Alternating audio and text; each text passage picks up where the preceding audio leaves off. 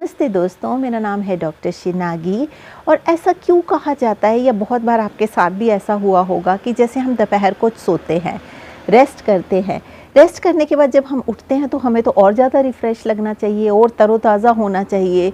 पर ऐसा होता है कि उठने के बाद तो और ज़्यादा सुस्ती आती है, कभी बॉडी पेन्स भी निकलती हैं और ऐसे माइंड जो कि बिल्कुल ऐसे एनर्जेटिक होना चाहिए रेस्ट के बाद, ऐसा लगता है कि ये तो बहुत और ज़्यादा डल हो गया और ऐसे बहुत फॉगी सा लगता है, सुस्ती बनी रहती है।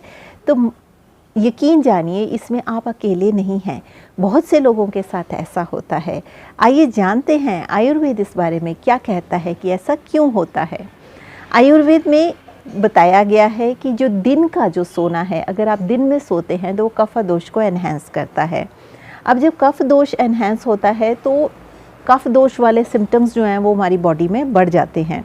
अब वो कौन से सिम्टम्स हैं? जैसे हमें लेज़ीनेस होगा, हमें और ज़्यादा सुस्ती होगी। अगर जैसे कोई लोग वेट लूज़ करना चाहते हैं तो आप दिन में सोते हैं तो वेट और ज़्यादा बढ़ने लगेगा। आप डायबिटिक है तो डायबिटिक डिस्टर्ब हो जाएगी, क्योंकि मेटाबॉलिक डिसऑर्डर है ना, तो उसमें फ़र्क पड़ेगा। आपकी वीक डाइजेस्टिव फायर है, अगर डाइजेशन आपका वीक है और आप दिन के टाइम सोते हैं तो वो और ज़्यादा वीक करेगा आपके डाइजेशन को। अगर आपको डिप्रेशन पेशेंट हैं तो ये बताया गया होता है कि ड्यूरिंग डे डिप्रेशन पेशेंट्स को नहीं सोना है, क्योंकि वो और ज़्यादा डिप्रेशन को एनहेंस करेगा, क्योंकि तमोगुण को बढ़ाएगा और डिप्रेशन के साथ तमोगुण का एक गहरा नाता है। तो ये बताया जाता है कि ड्यूरिंग डे टाइम जो है वो आपको बिल्कुल नहीं सोना है, तो कभी भी नहीं सोना है। अगर समर सीज़न है, ग्रीष्म ऋतु चल रही है, तो ग्रीष्म ऋतु में क्या होता है कि रातें बहुत छोटी होती हैं और जैसे हम धूप में जाते हैं तो धूप से हमारी बॉडी झुलस जाती है, बहुत ज़्यादा थकावट हो जाती है, या बड़ा ज़्यादा कोई लेबर वर्क करते हैं, तो उन लोगों को रिकमेंडेड है कि आप दिन में थोड़ा सो सकते हैं। आधे घंटे का आप नैप ले लेंगे तो वो फ्रेश हो जाएंगे आप। पर अन्य ऋतुओं में वो रिकमेंडेड नहीं है, क्योंकि रात एनफ होती है अन्य ऋतु में। अगर आप दिन में सोएंगे तो वो काफ़ी से रिलेटेड सिम्टम्स पैदा करेगा। पर ग्रीष्म ऋतु में रात छोटी होती है तो आप दिन में सो सकते हैं। उसके ग्रीष्म ऋतु में अगर आप सो के 15-20 मिनट आधा घंटे बाद जब उठेंगे तो आपको ऐसे फोगी कुछ नहीं लगेगा, आपको फ्रेश लगेगा। पर बाकी सब ऋतुओं में आपको डिस्टर्बेंस क्रिएट होगी, मतलब ये फॉगीनेस, लेजीनेस, ये सारे सिम्टम्स आएंगे।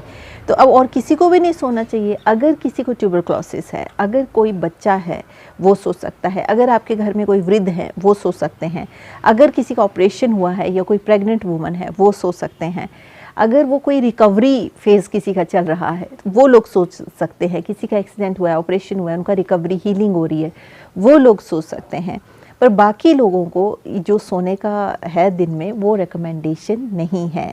इससे बेहतर होता है कि आप रात को टाइम से सो जाएं और सुबह जल्दी उठें, वो ज़्यादा फ्रेशनिंग करेगा। अगर दिन में सोएंगे आप तो वो आपको और ज़्यादा सुस्ती को बढ़ाएगा और ज़्यादा आपको स्लगिश करेगा। अब इसके अलावा जैसे अगर किसी को रेस्पिरेटरी प्रॉब्लम है या साइनोसाइटिस का प्रॉब्लम है तो ये सारे कफ रिलेटेड विकार है। मधुमेह है, कफ रिलेटेड विकार है, मधुमेह जिसको डायबिटीज़ बोलते हैं। तो ये चीज़ अगर आप दिन में सोते हैं तो डायबिटीज़ और ज़्यादा बढ़ेगा, कफ दोष और ज़्यादा बढ़ेगा।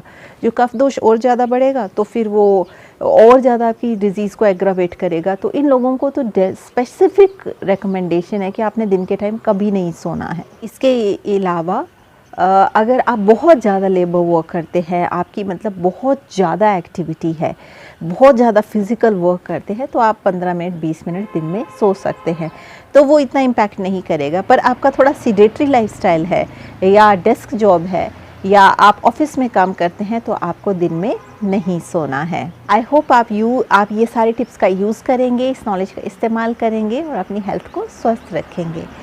So with this note, I would like to say stay healthy, stay blessed, take care. Thank you so much for watching. And if you're watching me for the first time, आप subscribe button दबा सकते हैं, आप bell icon दबा सकते हैं, ताकि जब भी मैं कोई वीडियो पोस्ट करूँ तो आप तक इन्फॉर्मेशन पहुँचे। इसके अलावा अगर आपका क्वेश्चन है तो आप कमेंट सेक्शन में लिख सकते हैं। I will try to answer your questions in the best possible way. अगर आप मुझसे कंसल्टेशन लेना चाहते हैं तो आप इस ईमेल आईडी पे लिख सकते हैं। I will try to schedule the consultation for you. So with this note, I would like to say stay healthy, stay blessed, take care, bye.